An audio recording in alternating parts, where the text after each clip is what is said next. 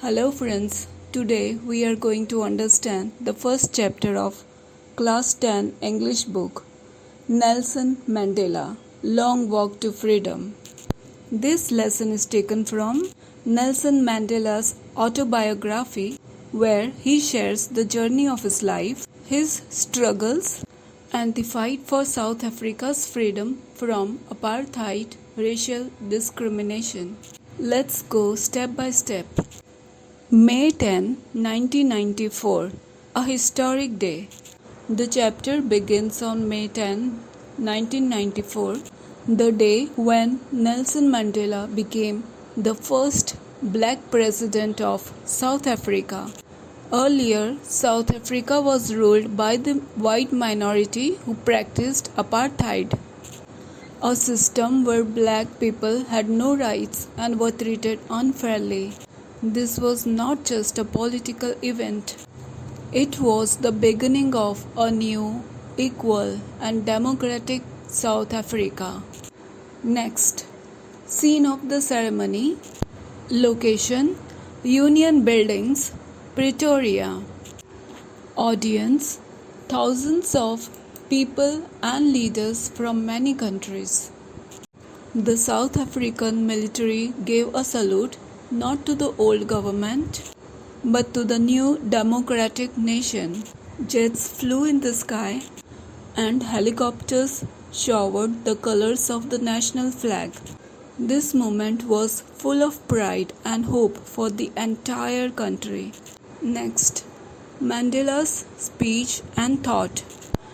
In his speech, Mandela thanked all the guests and said that this day marked the triumph of justice, peace, and equality. He also remembered all the freedom fighters, known and unknown, who sacrificed their lives for this moment.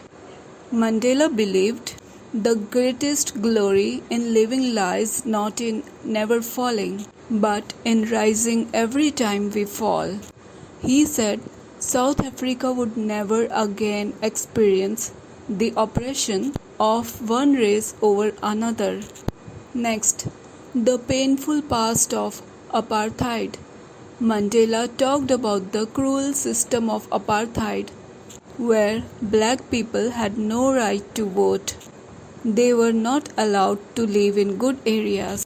They could not get good jobs, education, or health care. They were treated as inferior or less human, and those who raised their voice were jailed, tortured, or even killed. Next, Mandela's childhood and understanding of freedom. Mandela shared that as a child, he thought freedom meant being able to play and enjoy without restrictions. But as he grew up, he realized that his people lived in fear. They had no voice or basic rights. They were enslaved in their own land. So he decided to fight not just for his own freedom, but for the freedom of all people in South Africa. Next, Mandela's struggle and sacrifice.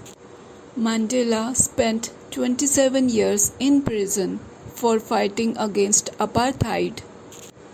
He gave up a comfortable family life, personal happiness, his freedom, yet he never gave up hope. He believed, "A brave man is not he who does not feel afraid, but he who conquers that fear." What does real freedom mean? According to Mandela, real freedom is not just for an individual, it is freedom for everyone. He said, even if one person is oppressed, others cannot be truly free. Freedom means the right to live with dignity, respect, and equality. He believed in freedom is indivisible, one is not free if others are not. Tribute to heroes of the nation. Mandela paid tribute to all those freedom fighters who sacrificed their lives, went to jail, faced torture but never gave up. He said these people were true heroes and they made it possible for future generations to live in a free country. Conclusion. What we learn? This chapter gives us several life lessons. True freedom means equality for all. Love and kindness are more powerful than hatred. Real change comes through sacrifice, courage, and unity. We must stand not just for our rights, but for the rights of every human being. Final inspiring thought. No one is born hating another person. If people can learn to hate, they can be taught to love. By Nelson Mandela.